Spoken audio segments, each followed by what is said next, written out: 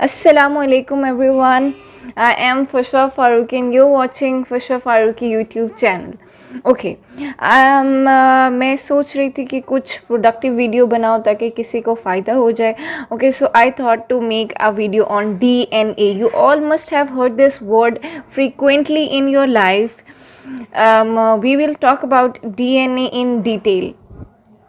Now just let's move towards the topic. Here we go. The basic concepts of DNA. What are we going to learn in this video?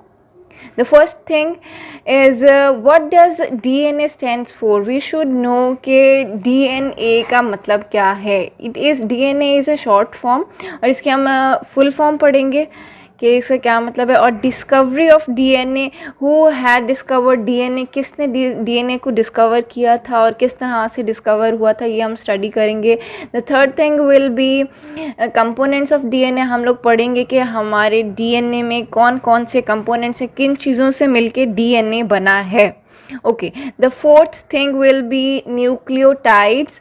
Nucleotides क्या हैं, इसकी पूरी detail पढ़ेंगे कि किस तरह से न्यूक्लियोटाइड्स बने और आगे सारी डिटेल पढ़ेंगे न्यूक्लियोटाइड्स के बारे में. और फॉस्फोडाइस्टर बॉन्ड्स क्या हैं पढ़े, ये भी हम लोग सारे इसी टॉपिक में डिस्कस करेंगे. और कंट्रीब्यूशन ऑफ अरविंद शिरगाफ के डीएनए में अरविंद शिरगाफ ने क्या क्या कंट्रीब्यूट किया, क्या इसके रूल था जो बहुत इम्पॉर्टेंट है, आता भी होता है अक्सर. और लास्ट नहीं it's not last, the contribution of Rosalind Franklin के बारे में हम लोग पढ़ेंगे कि क्या क्या डीएनए के लिए रोज़ैलिंड फ्रैंकलिन ने कंट्रीब्यूट किया था. And the last thing we will study here is double helical structure of DNA, जो कि वाटसन क्रिक का मॉडल है कि किस तरह से दो स्ट्रैंड्स मिलकर डबल हेलिकल स्ट्रक्चर बनाते हैं डीएनए का. Okay, now just move towards the what does DNA stands for. DNA. The word DNA stands for deoxyribonucleic acid. Deoxyribonucleic acid. This word can be split into 4 parts. D means removal, to remove, किसी चीज़ को remove करना. किस चीज़ को remove करना हमने आगे लिखा हुआ है oxy, means we have to remove oxygen. किस चीज़ में से remove करना है आगे ये बताया हुआ राइबो, मतलब राइबोज शुगर में से हमने ऑक्सीजन को remove करना है. Deoxyribonucleic nucleic acid.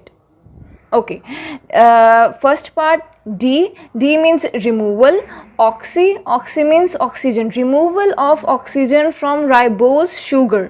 ठीक है. और न्यूक्लिक एसिड हम लोगों ने क्यों कहा, क्योंकि ये न्यूक्लियस में पाया जाता है डीएनए और इसका डीएनए का हमारे पास नेचर है वो एसिडिक होता है.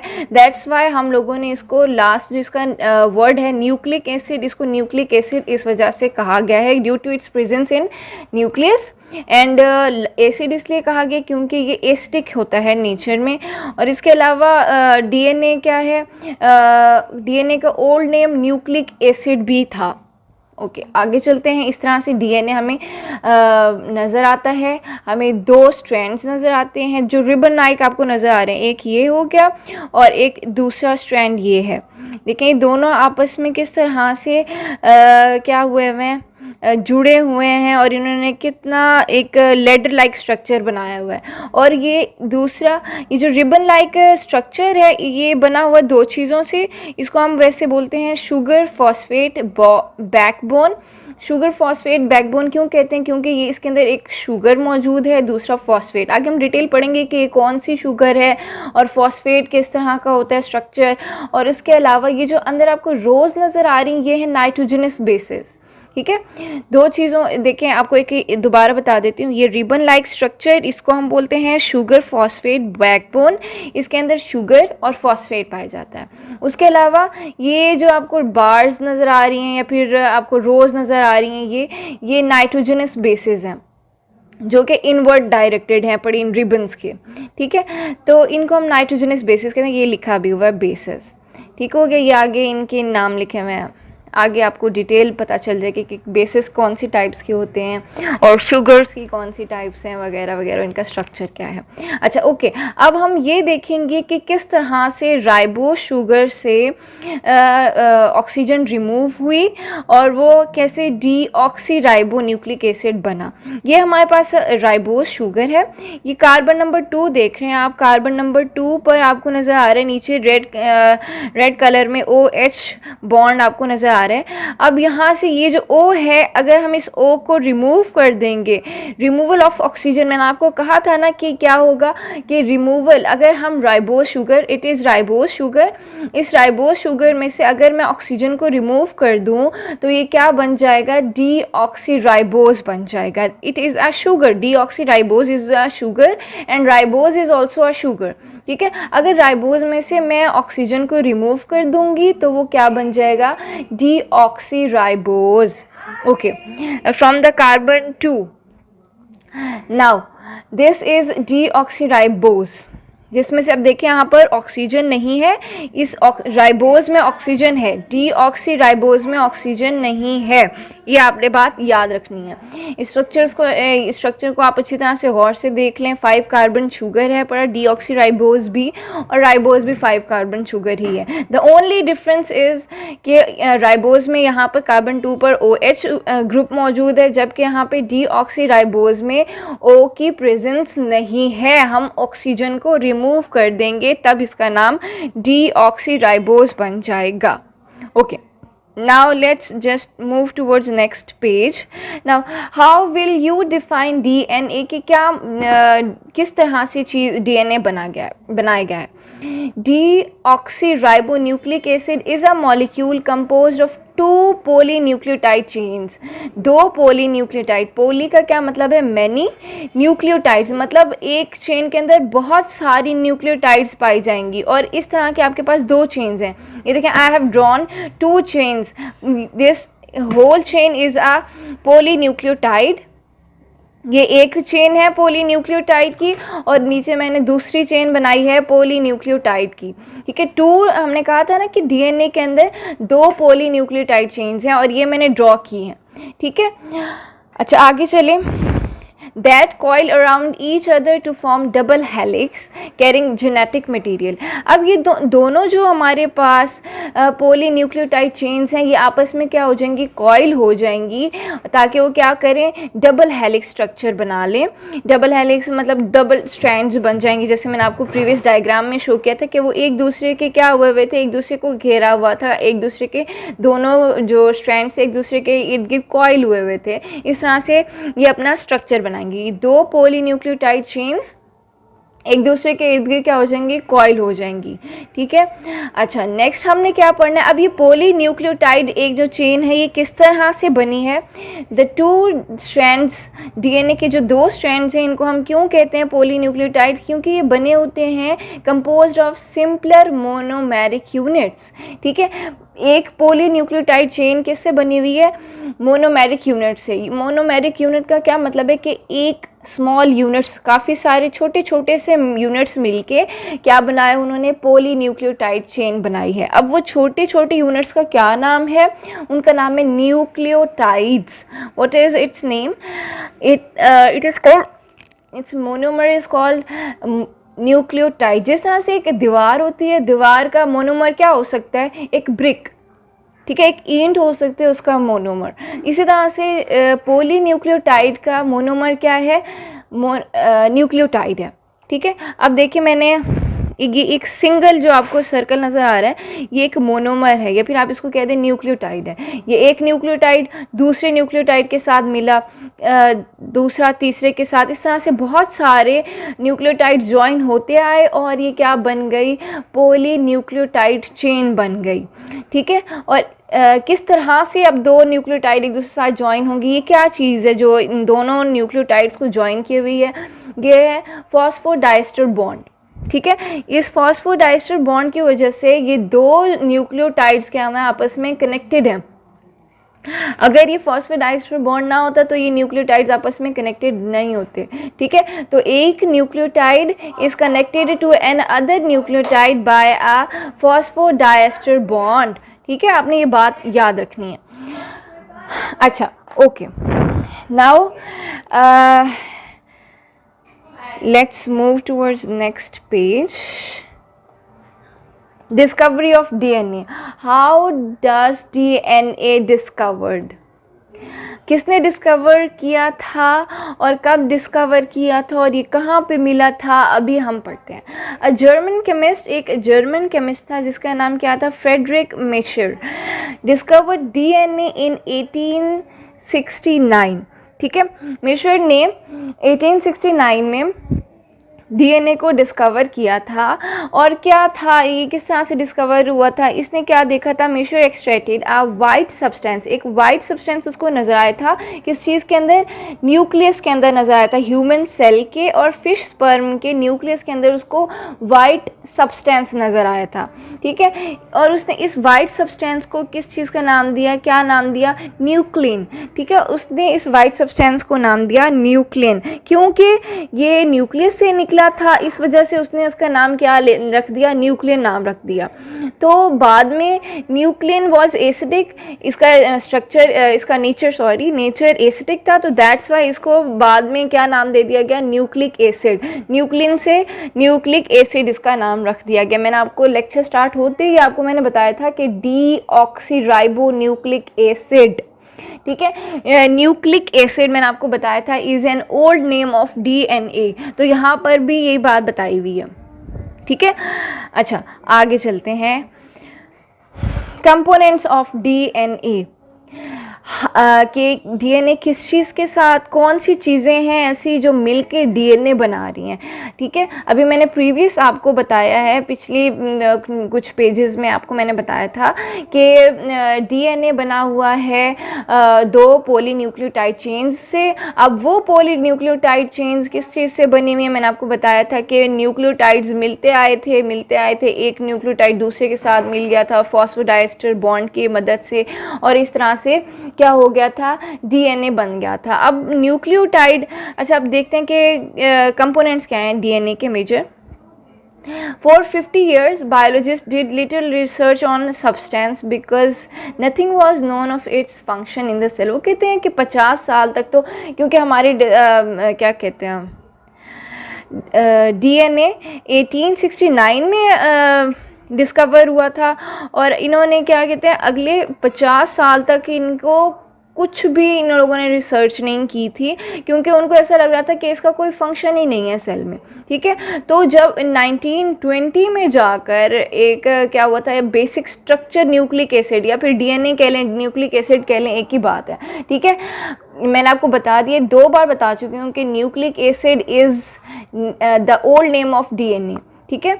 तो अब आपने कहीं पे भी न्यूक्लिक एसिड पढ़ना, आपने परेशान ही हो जाना कि न्यूक्लिक एसिड क्या है। The basic structure of nucleic acid was determined by, किसने डिटरमाइन किया था, ये बहुत इंपॉर्टेंट बात है, आपके एमसीक्यूज में भी आ सकता है। PA लेविन ने, एक बायोकेमिस्ट था, उसने ना डीएनए के स्ट्रक्चर के बारे में 1920 में स्टडी किया कि किस तरह से डीएनए बना हुआ है, और उसने क्या देखा कि DNA contains 3 main components, DNA 3 चीज़ों से बना हुआ है, ठीक है। कौन से 3 मेन कंपोनेंट्स हैं, अभी देखते हैं। Number 1 phosphate group, number 2 nitrogenous containing basis, nitrogenous bases भी कह सकते हैं, ओके। और नंबर 3 5 कार्बन शुगर। 3 चीज़ें हैं, let me repeat it again and repeat it with me. Phosphate group, nitrogenous bases, and the third one is 5 carbon sugar. अब हम देखते हैं कि ये किस तरह से इन तीनों चीज़ों के क्या क्या स्ट्रक्चर है, फॉस्फेट ग्रुप का क्या स्ट्रक्चर है, 5 कार्बन शुगर का क्या स्ट्रक्चर है, किस तरह से दिखते हैं, और नाइट्रोजनस बेसिस, इन सब के हम लोग अभी स्ट्रक्चर्स देखेंगे। ओके, दिस इज़ अगेन कि ये क्या है, डीएनए का स्ट्रक्चर है। मैं आपको दोबारा बता देती हूँ, ये रिबन लाइक क्या है, ये शुगर फॉस्फेट बॉन्ड है। ये 5 कार्बन शुगर मैंने आपको बताया था, 5 कार्बन शुगर और ये फॉस्फेट ग्रुप, ये दोनों मिलके ये इसके रिबन्स, ये जो आपको नज़र आ रहे हैं, ये 2 स्ट्रैंड्स बना रहे हैं जिनको हम शुगर फॉस्फेट बॉन्ड कहते हैं। ठीक है, कौन सी 2 चीज़ें, ये 2 कंपोनेंट्स, 5 कार्बन शुगर और फॉस्फेट ग्रुप, ये दोनों मिलके क्या बनाएंगे, इसकी बैकबोन बनाएंगे। और ये जो थर्ड कंपोनेंट है, ये इसका क्या बनाएंगे, ये इनवर्ड जो आपको रोज़ नज़र आ रही हैं, ये नाइट्रोजनस बेसेस की हैं। तो ये 3 चीज़ें मिलकर डीएनए का स्ट्रक्चर बना रही हैं। ठीक है, got it. Now let's move to next page. अच्छा, मैंने अभी आपको बताया था कि मैं आपको अब स्ट्रक्चर्स बताऊंगी। 3 कंपोनेंट्स थे, let me repeat it again. First one was 5 carbon sugar, phosphate group and nitrogenous bases. अब हम स्ट्रक्चर देखेंगे 5 कार्बन शुगर का। हम 5 कार्बन शुगर को पेंटोज शुगर भी कहते हैं। ठीक है, अच्छा, हमारे पास यहाँ पर 2 टाइप्स की हैं पेंटोज शुगर, लेकिन डीएनए में डीऑक्सीराइबोज शुगर यूज़ होती है। ये वाली शुगर जो है ये डीएनए में यूज़ होगी। ये राइबोज शुगर ये आरएनए में यूज़ होती है, डीएनए में यूज़ नहीं होती। ठीक है, तो आपने इसका स्ट्रक्चर अच्छी तरह से लर्न कर लेना। मैंने आपको पहले भी बताया था कि कार्बन नंबर 2 पर ऑक्सीजन की एब्सेंस होगी, यहाँ पर OH बॉन्ड नहीं होगा, OH ग्रुप नहीं होगा, यहाँ पर सिर्फ सिंगल हाइड्रोजन, ऊपर भी हाइड्रोजन है और नीचे भी हाइड्रोजन है, बाकी सब में OH OH OH आपको मिल जाएगा, लेकिन कार्बन 2 पर OH प्रेजेंट नहीं है। ओके, ठीक है, ये आपका डीऑक्सीराइबोज शुगर है, इसको हम पेंटोज शुगर भी कह सकते हैं। I am sorry. ओके, और ये हो गया फॉस्फेट। दूसरा हमने दूसरी जो कंपोनेंट हमारा है डीएनए के अंदर, वो है phosphate group. You can say this, ये फॉस्फेट, और इसके यहाँ पर 4 ऑक्सीजन है और यहाँ पर हाइड्रोजन एक प्रेजेंट है। ओके, ये अच्छी तरह से स्ट्रक्चर्स कर लेने हैं आप लोगों ने। Now move towards next page. अब नाइट्रोजनस बेस की, the third component of DNA. Nitrogenous bases के आगे फर्दर टाइप्स हैं। ठीक है, पहले 2 टाइप्स हैं नाइट्रोजनस बेसिस की। Number 1 purines and pyrimidines, purines and pyrimidines. अच्छा, आगे प्यूरीन्स की भी फर्दर 2 टाइप्स हैं, प्यूरीन्स एडेनिन एंड गुआनिन, और पायरिमिडीन्स के आगे फर्दर 2 टाइप्स हैं, थायमीन एंड साइटोसिन। ठीक है, आगे इनको मैंने ब्रैकेट से शो किया हुआ है कि एडेनिन को हम A से रिप्रेजेंट करते हैं, गुआनिन को G से रिप्रेजेंट करते हैं, थायमीन को T से रिप्रेजेंट करते हैं और साइटोसिन को C से रिप्रेजेंट करते हैं। ठीक है, let me repeat it again. Nitrogenous bases जो हैं 2 टाइप्स की हैं, प्यूरीन्स एंड पायरिमिडीन्स। प्यूरीन्स के फर्दर 2 टाइप्स हैं, एडेनिन एंड गुआनिन। पायरिमिडीन्स की फर्दर 2 टाइप्स हैं, thymine and cytosine. Now let's move towards next page. Okay, here you can see the structures of purines and pyrimidines.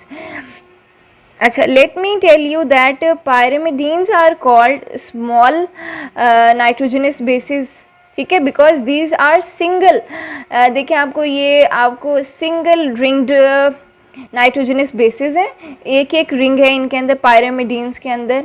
ठीक है, और प्यूरीन्स क्या है, large हैं, बड़ी लार्ज नाइट्रोजनस बेसिस हैं, बिकॉज इसके अंदर 2 रिंग्स हैं पड़ी। It contains 2 rings, 2 rings guanine में भी देख लें आप, एडेनिन में भी देख लें आप, दोनों के दोनों प्यूरीन्स में 2 रिंग्स हैं पड़ी। ठीक है, तो आपने इस बात को याद रखना है। Pyrimidines are small nitrogenous bases. क्यों है स्मॉल, क्योंकि इसके अंदर सिंगल रिंग्स हैं। देख लें आप, साइटोसिन में भी देख लें आप, इसके अंदर सिंगल रिंग है, थायमिन में भी देख लें सिंगल रिंग है। ठीक है, और प्यूरीन्स देख लें, ये लार्ज नाइट्रोजनस बेसिस क्यों है, क्योंकि इनके अंदर 2 रिंग्स हैं, गुआनिन में भी 2 रिंग हैं और एडेनिन में भी 2 रिंग हैं। ठीक है, नाउ मैंने यहाँ पर इनका केमिकल फार्मूला लिख दिया हुआ। पायरिमिडीन्स का क्या, साइटोसिन का केमिकल फार्मूला है C4H5N3O। इट मीन्स के it contains 4 carbon atoms, 5 hydrogen atoms and 3 nitrogen and single oxygen atom. ठीक है,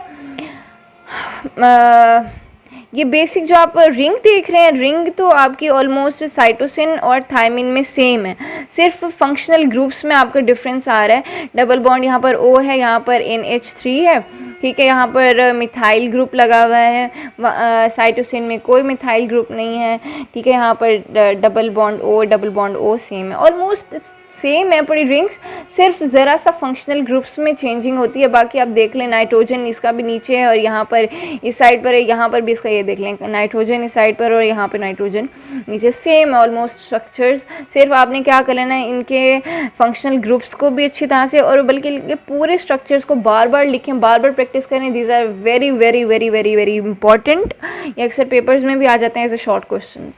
ठीक हो गया? Okay. I have told you about the three components of DNA. The first one was a pentose sugar, means deoxyribose sugar. मैंने भी आपको उसका structure दिखा दिया। The second component was a phosphate group. मैंने इसका भी आपको फॉस्फेट ग्रुप का स्ट्रक्चर दिखा दिया है। And the third component was nitrogenous bases, ये प्यूरिन्स और पायरिमिडीन्स थे, मैंने इनका भी आपको इन दोनों के स्ट्रक्चर्स आपको एंड इनके टाइप्स भी दिखा दिए। Okay, now these three components will join to form nucleotides. ये तीन components मिलकर न्यूक्लियोटाइड्स बनाएंगे। ठीक है, अब जब एक न्यूक्लियोटाइड बन जाएगा, दूसरा, तीसरा, बहुत सारे न्यूक्लियोटाइड्स बन जाएंगे, तो ये न्यूक्लियोटाइड्स एक बॉन्ड है जिसका नाम होता है फॉस्फोडाइएस्टर बॉन्ड, उसकी हेल्प से कनेक्ट होंगे। मतलब एक न्यूक्लियोटाइड दूसरे न्यूक्लियोटाइड के साथ कनेक्टेड होगा फॉस्फोडाइएस्टर बॉन्ड की हेल्प साथ, फिर वो दूसरा थर्ड वाले न्यूक्लियोटाइड के साथ कनेक्ट होगा। इस तरह से फॉस्फोडाइएस्टर बॉन्ड्स बनते आएंगे और बहुत सारे न्यूक्लियोटाइड्स आपस में कनेक्ट होते आएंगे।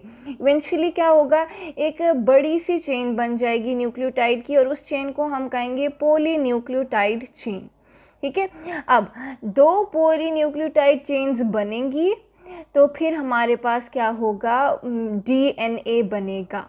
ठीक है, दो पॉलीन्यूक्लियोटाइड चेन्स बन जाएंगी, वो आपस में कनेक्ट होंगी और फिर उसके बाद वो दो पॉलीन्यूक्लियोटाइड चेन DNA कहलाएगा। ये हमने इसकी डेफिनेशन में भी पढ़ा था DNA के when two polynucleotide chains are form and they will connect to each other and DNA will be formed and DNA will contain a genetic material which will be transmitted from one generation to another generation. Okay. Nucleotides. Okay, I have recently told you that nucleotide is made up of three components. कौन सी three components थे? Pentose sugar था जिसको हम 5 carbon sugar भी कहते हैं, और उसके अलावा हमारे पास नाइट्रोजनस बेस था, और उसके अलावा हमारे पास फॉस्फेट ग्रुप था। इन तीन चीज़ों से मिलके न्यूक्लियोटाइड बनता है। Now how it will form देखते हैं हम। सबसे पहले Levene concluded that DNA and RNA molecule are made up of repeating units called nucleotides. वो कहते हैं DNA और RNA कैसे बने हैं, बार बार न्यूक्लियोटाइड्स रिपीट हुए हैं, कि मतलब एक न्यूक्लियोटाइड बना, फिर उसके बाद दूसरा न्यूक्लियोटाइड, दूसरे के बाद तीसरा, बार बार आए और रिपीट होते गए। ठीक है, एक चेन बनाते गए अपनी। इन न्यूक्लियोटाइड के अंदर नाइट्रोजनस बेस, अब किस तरह से न्यूक्लियोटाइड में ये तीनों चीज़ें अरेंज होती हैं, आपने गौर से सुनना है कि कौन सी चीज़ कहाँ पर अटैच होती है और किस तरह से इन तीन चीज़ों से न्यूक्लियोटाइड बनता है। Nitrogenous base is attached to carbon 1 of pentose sugar. Pentose sugar मैंने आपको ऑलरेडी बताया 5 कार्बन शुगर होता है, यहाँ पर DNA है तो हम डीऑक्सीराइबोज शुगर लेते होते हैं। ठीक है, और यहाँ पे ये मैंने स्ट्रक्चर शो किया हुआ है पेंटोज शुगर डीऑक्सीराइबोज शुगर का, और हमने कहा कि हमने नाइट्रोजन बेस को अटैच करना है कार्बन 1 साथ। ये है कार्बन 1, ऊपर नंबर से शो भी किया हुआ है। कार्बन 1 पे अटैच क्या होगा, नाइट्रोजनस बेस। फॉर एग्जांपल हम लोग नाइट्रोजनस बेस कौन सी ले रहे हैं, एडेनिन ले रहे हैं यहाँ पर, तो ये एडेनिन कहाँ पर अटैच होगी, कार्बन 1 पर। पेंटोज शुगर की कार्बन 1 पर एडेनिन या फिर कोई भी नाइट्रोजनस बेस हो सकती है, से दैट कोई भी एडेनिन हो गए, ग्वानिन हो गए, थायमिन हो गए, कोई भी नाइट्रोजनस बेस आपकी जो भी होगी वो आकर हमेशा डीऑक्सीराइबोज शुगर के कार्बन 1 पर अटैच होगी। ठीक हो गया। और दूसरा कंपोनेंट हमारे पास क्या है, पेन फॉस्फेट ग्रुप। फॉस्फेट ग्रुप कहाँ पर अटैच होगा, is attach to carbon number 5 of pentose sugar. इसी पेंटोज डीऑक्सीराइबोज शुगर के कार्बन नंबर 5, ये है कार्बन 5, इसके ऊपर यहाँ पर फॉस्फेट ग्रुप अटैच होगा। ठीक है, डीऑक्सीराइबोज शुगर, अगेन मैं बता रही हूँ कि डीऑक्सीराइबोज शुगर के कार्बन 1 पर नाइट्रोजनस बेस अटैच होगा यहाँ पर, और कार्बन 5 पर फॉस्फेट ग्रुप अटैच होगा। ठीक है, अब थर्ड वो क्या कह रहे हैं कि hydroxyl group is attached to carbon number 3 of pentose sugar. Pentose sugar के कार्बन 3 पर, ये कार्बन 3 है, इसके इधर क्या अटैच है, हाइड्रोक्साइल ग्रुप। ये हाइड्रोक्साइल ग्रुप कार्बन 3 पर अटैच है। ठीक है, ओके। ये है हमारा फॉस्फेट ग्रुप, ये कहाँ पर अटैच होगा, कार्बन 5 पर, और ये है हमारा नाइट्रोजनस बेस, ये हमारे पेंटोज शुगर के कार्बन नंबर 1 पर अटैच होगा। ठीक है, इस तरह से हमारा न्यूक्लियोटाइड बनेगा। भी आपको स्ट्रक्चर शो करती हूँ मैं,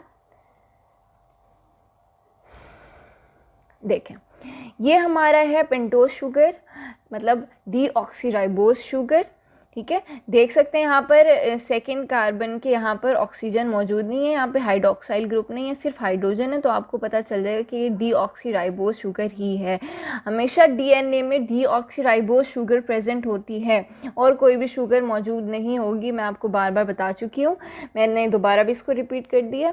ओके, और फिर मैंने आपको बताया था कि कार्बन नंबर 1 पर हमारी क्या अटैच होगा, नाइट्रोजनस बेस अटैच होगा। ये हमारा नाइट्रोजनस बेस एडेनिन हो गया, ये हमारा कार्बन 1 पर अटैच्ड है। और पेंटोज शुगर के कार्बन नंबर 5, ये कार्बन 5 है, इधर क्या अटैच हुआ है, फॉस्फेट ग्रुप अटैच हुआ है।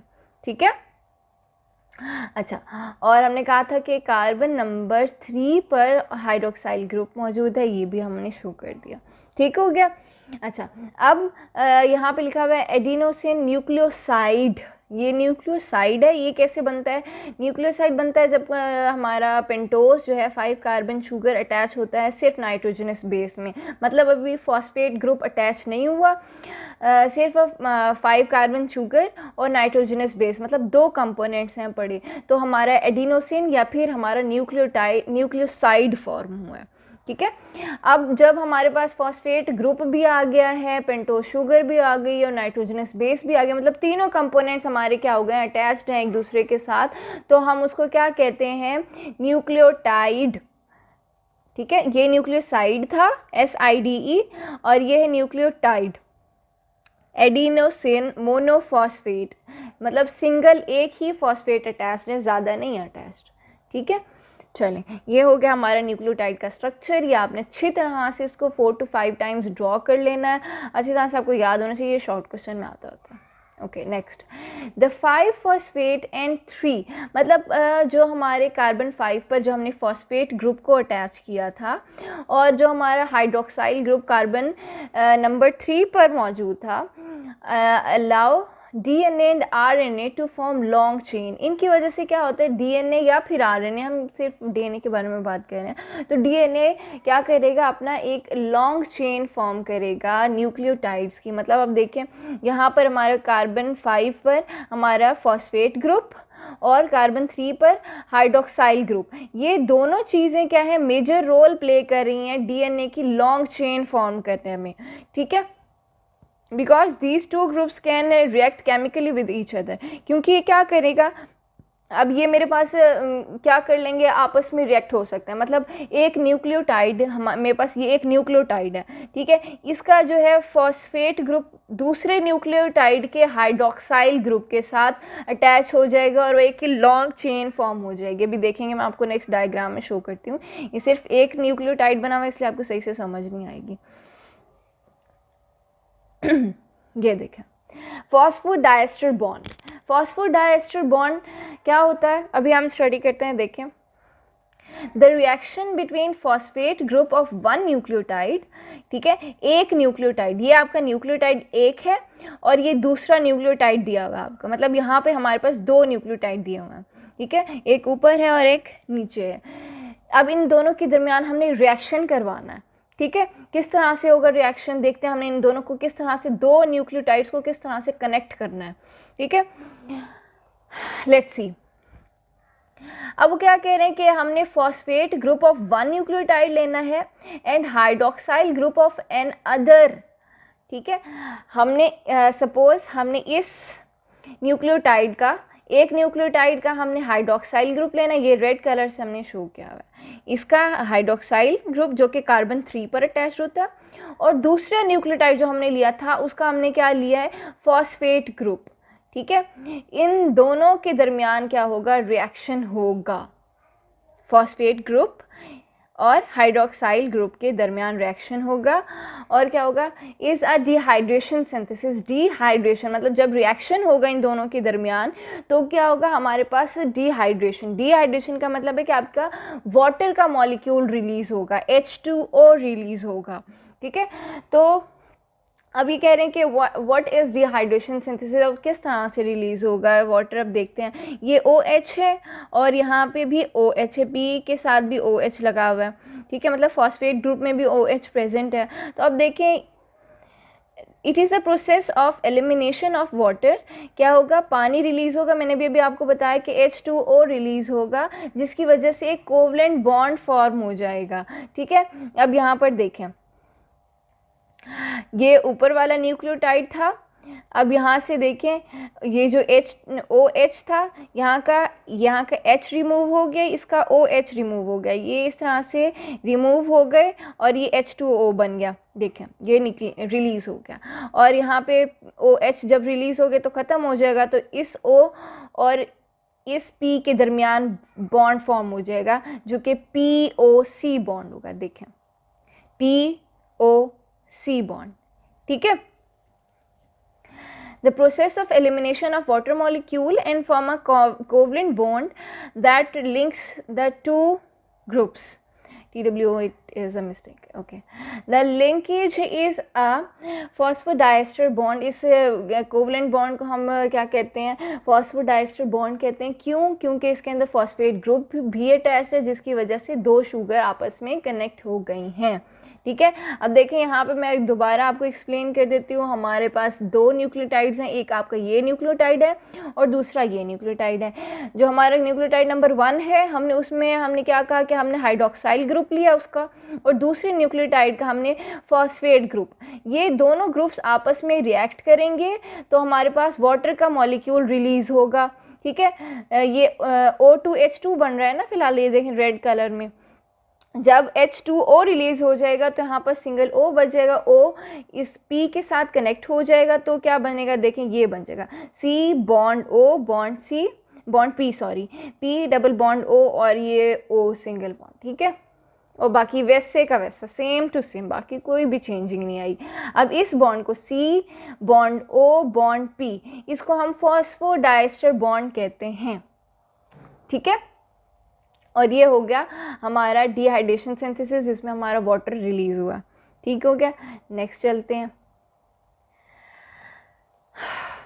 अब देखें यहाँ पर भी, the two polymer resulting from this reaction still has 5 phosphate group at one end and a free 3 hydroxyl group at another end. ठीक है, so that it can link to other nucleotide.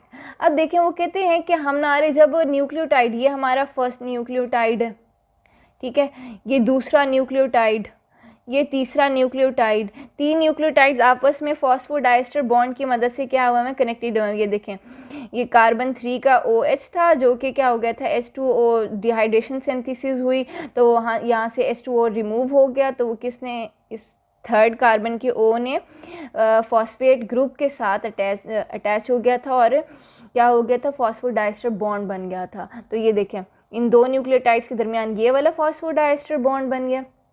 इसी तरह से यहाँ पर अब क्या था, इस कार्बन का फॉस्फेट ग्रुप फ्री था, तो इसने क्या किया, दूसरा न्यूक्लियोटाइड आया तो उसके कार्बन 3 से OH, कार्बन 3 पर OH मौजूद था, उसने दोबारा क्या किया, फॉस्फेट ग्रुप के साथ रिएक्शन शो किया और दोबारा फॉस्फोडाइस्टर बॉन्ड बना लिया। इसी तरह से अब दोबारा देखें, इस न्यूक्लियोटाइड के कार्बन 5 पर फॉस्फेट ग्रुप प्रेजेंट है, फॉस्फेट ग्रुप मौजूद है। अब अगर हमारे पास दूसरा कोई न्यूक्लियोटाइड आ गया, उसके अंदर OH ग्रुप मौजूद हुआ, तो हम लोग क्या करेंगे, दोबारा ये दोनों आपस में रिएक्ट करेंगे और एक और फॉस्फोडाइस्टर बॉन्ड बन जाएगा। इसी तरह से देखें दूसरे एंड, देखें हमेशा हमारे अपर एंड पर दो तरह के स्ट्रैंड होते हैं। अपर एंड पर हमारे क्या है, फॉस्फेट ग्रुप फ्री है, और दूसरे एंड पे देखें हमारा हाइड्रोक्साइल ग्रुप फ्री है। अब नीचे कोई न्यूक्लियोटाइड आ गया और उसके अंदर फॉस्फेट ग्रुप मौजूद हुआ, तो ये OH और फॉस्फेट ग्रुप आपस में रिएक्ट करेंगे और जी क्या हो जाएगा, हमारा फॉस्फोडाइस्टर बॉन्ड बन जाएगा। ठीक है, अब देखिए फॉस्फोडाइस्टर बॉन्ड में दो चीज़ें इन्वॉल्व हो रही हैं, एक तो OH ग्रुप इन्वॉल्व है और एक फॉस्फेट ग्रुप इन्वॉल्व है। हमारे बेसिस इन्वॉल्व नहीं है, बेस वैसी की वैसी इंटरनल अंदर रहेंगी, इनवर्ड रहेंगी। ठीक है, अच्छा, इस तरह से फॉस्फेट ग्रुप और हाइड्रोक्साइल ग्रुप, ठीक है ना, न्यूक्लियोटाइड्स के आपस में रिएक्ट करते आएंगे और एक लॉन्ग चेन बनती आएगी। ठीक हो गया, आगे चलें। लीनियर स्ट्रैंड ऑफ DNA और RNA no matter how long will almost always have, कहते हैं कि भाई जितना मर्जी DNA की लंबी स्ट्रैंड हो, हमेशा एक एंड पर, फिफ्थ एंड पर, ये देखें 5 है, कार्बन 5 है ना, तो ये इसलिए हमने इसको फिफ्थ एंड इसको कहते होते हैं, और ये कार्बन 3 है, यहाँ पर हाइड्रोक्साइल ग्रुप फ्री है, दैट्स वाई इसको हम 3 एंड कहते होते हैं। ठीक है, हमेशा वो कहते हैं फिफ्थ एंड पे हमेशा फॉस्फेट ग्रुप फ्री रहेगा और थर्ड एंड पर हाइड्रोक्साइल ग्रुप फ्री रहेगा, ताकि अगर हमारे पास कोई भी न्यूक्लियोटाइड है तो वो लॉन्ग चेन फॉर्म करते हैं। इस तरह से न्यूक्लियोटाइड्स अटैच होते आएंगे, फॉस्फेडाइस्टर बॉन्ड बनता आएगा और एक लॉन्ग चेन फॉर्म होती आएगी। आई होप आपको समझ आ गया होगा। आगे जी, हमारा बहुत इजी सा टॉपिक है, अर्विन चुरगाफ कंट्रीब्यूशन, इसको हम चुरगाफ्स रूल भी कहते हैं। इसने क्या कंट्रीब्यूट किया DNA की स्टडी में, देखते हैं। Erwin Chirgaf later showed that the amount of adenine in DNA, वो कहते हैं कि भाई अरविंद चिरगाफ ने क्या कहा था कि DNA के अंदर जितने भी एडेनिन की क्वांटिटी मौजूद है वो हमेशा थायमिन की क्वांटिटी के बराबर रहेगी। ठीक है, मिसाल के तौर पे अगर मेरे पास एडेनिन के 5 मॉलिक्यूल्स हैं पड़े, तो थायमिन के भी मेरे पास 5 ही मॉलिक्यूल होंगे। हमेशा एडेनिन की क्वांटिटी हमेशा थायमिन की क्वांटिटी के बराबर होगी। इसी तरह से ग्वानिन की वो कह रहे हैं कि क्वांटिटी किसके बराबर होगी, साइटोसिन के अमाउंट के बराबर होगी। जितने मेरे पास ग्वानिन के मॉलिक्यूल्स होंगे उतने ही साइटोसिन के मॉलिक्यूल्स मौजूद होंगे। ठीक हो गया, ये अरविंद चिरगाफ ने कहा था। It also implies that there is always equal proportion of purine and pyrimidines in the nucleic acid. इससे हमें ये पता चलता है कि हमारे DNA में, न्यूक्लिक एसिड हम DNA को ही कहते हैं, कि DNA में हमेशा purines and pyrimidines equal amount में मौजूद हैं। जितने भी प्यूरिन्स होंगे उतने ही पायरिमिडीन्स होंगे। ठीक है, मिसाल के तौर पर अगर मेरे पास if I have 50 molecules of purines, ठीक है, तो मेरे पास पायरिमिडीन के भी 50 ही मॉलिक्यूल्स होंगे। ठीक हो गया, आगे चलते हैं। रोज़ैलिंड फ्रैंकलिन कंट्रीब्यूशन। रोज़ैलिंड फ्रैंकलिन ने क्या किया था, इन्होंने तो बहुत कमाल का एक्सपेरिमेंट परफॉर्म किया था, एक्सरे डिफ्रैक्शन एनालिसिस का। इन्होंने देखना चाहा था कि DNA बेसिकली दिखता किस तरह से। अब तक हम लोग पढ़ रहे थे कि DNA किस चीज़ से बना हुआ है, ठीक है, कंपोनेंट्स क्या क्या है और वो कंपोनेंट्स किस तरह से ज्वाइन हुए हैं। ठीक है, हम लोगों ने स्ट्रक्चर नहीं पढ़ा कि DNA का स्ट्रक्चर क्या है, DNA दिखता कैसे है। Rosalind Franklin was the first person जिसने कोशिश की थी कि वो क्या करे, DNA के स्ट्रक्चर को देखें कि वो DNA दिखता किस किस्म का।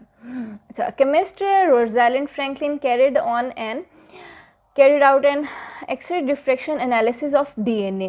उन्होंने क्या किया, एक्सरे डिफ्रैक्शन एनालिसिस की DNA में, जिसमें हम क्या करते हैं, एक्सरे डिफ्रैक्शन एनालिसिस कई बार पढ़ी होगी, जिसमें हम लोग क्या करते हैं, एक्सरे की बम्बार्डमेंट करते हैं DNA के ऊपर, कि हम बेतहाशा एक्सरेज क्या करते हैं DNA के ऊपर बम्बार्ड कर देते हैं।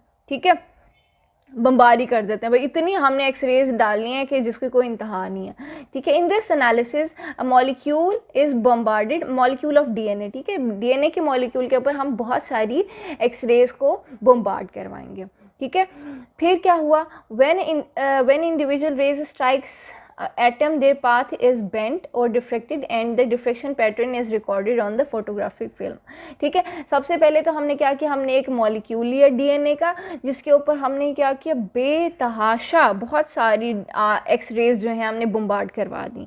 अब जहाँ जहाँ पर डीएनए का एटम मौजूद होता है वहाँ से क्या हो जाती हैं, एक्सरेज अपना ना अपने आप को बेंड कर लेती हैं, अपने पाथ को चेंज कर लेती हैं।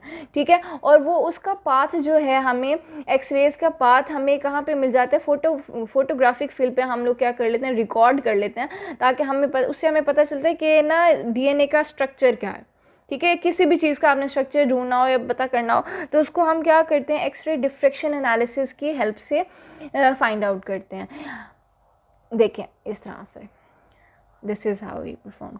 देखें, ये हम लोगों ने एक्सरे की बीम ली है और इस क्रिस्टल के अंदर उसने डीएनए का मॉलिक्यूल डाल दिया था, और जब इसने एक्सरे की बीम इस क्रिस्टल के अंदर से पास करवाई, बहुत सारी रेस थी, और इसने इस क्रिस्टल के अंदर से, जिसके अंदर डीएनए मौजूद है, इसके अंदर से पास करवाई, तो जहाँ जहाँ पर डीएनए का मॉलिक्यूल था वहाँ से रेज नहीं गुजर सकी। वहाँ ये देखें, वो यहाँ पर आकर बेंट हो गई हैं। देखें, इस ब्लैक कलर की डॉट से आपको पता चल रहा है कि डीएनए इस तरह का है पड़ा, यहाँ से नहीं गुजर सकी। ये देखें, ये दूसरी लाइन डबल स्ट्रैंडेड था ना, तो इस वजह से देखें 2 स्ट्रैंड्स बने हुए हैं इसके, यहाँ पे ये इस तरह से आ रहा है। ठीक है, तो इट वाज ये फोटोग्राफिक फिल्म है जिसके ऊपर उसने स्ट्रक्चर को ऑब्जर्व किया। ठीक है, अब इसको स्टडी कर लेते हैं। रोज़ैलिंड फ्रैंकलिन ने कब एक्सपेरिमेंट परफॉर्म किया, 1948 में। Prepared this x ray diffraction pattern of DNA in the laboratory of British biochemist Maurice Wilkins, who prepared DNA fibers. ठीक है, the diffraction pattern suggested that diffraction pattern के, ये साइंटिस्ट का नाम लिखा हुआ था, और उन्होंने बताया कि उन्होंने डीएनए का फाइबर प्रिपेयर किया और मतलब डीएनए को क्रिस्टलाइज किया उसको। ठीक है, फिर उसके बाद डिफ्रेक्शन पैटर्न से हमें क्या पता चलता है। अब आप देखें, ये डिफ्रेक्शन पैटर्न है, इससे हमें क्या शो हो रहा है, क्या पता चल रहा है, DNA molecule have a shape of helix. DNA molecule का क्या है, एक कॉइल लाइक स्ट्रक्चर है। ठीक है, पहली बात हमें ये पता चली। दूसरी बात, the helix has a diameter of 2 nanometer. 2 nanometer से ज़्यादा बड़ा नहीं है उसका डायमीटर। ठीक है, छोटा सा, मतलब इतना छोटा कि हमारा बाल भी उससे ज़्यादा मोटा है। ठीक है, a complete helical turn every 3.4 nanometer. वो कहते हैं कि हर एक जो है कॉइल की एक लचक क्या है, 3.4 नैनोमीटर तक रहती है, फिर 3.4 के बाद दूसरी कॉइलिंग शुरू हो जाती है, यूं करके। ठीक है, आई थिंक बस इट्स इनफ फॉर टुडे। बाकी ये जो दूसरा टॉपिक है डबल हेलिकल स्ट्रक्चर, इसके लिए मैं एक अलग सी वीडियो बनाऊंगी। आई थिंक ये बहुत बड़ी हो गई है। आई होप दैट आपको समझ आ गया होगा, अल्लाह करे आ गया हो। और कोई बात समझ नहीं आई, कोई बात की किसी भी चीज़ का डाउट है, कोई भी बात क्लियर नहीं हो, you can put that in the comment box. ठीक है, ओके जी, अल्लाह हाफिज़, see you in the next video.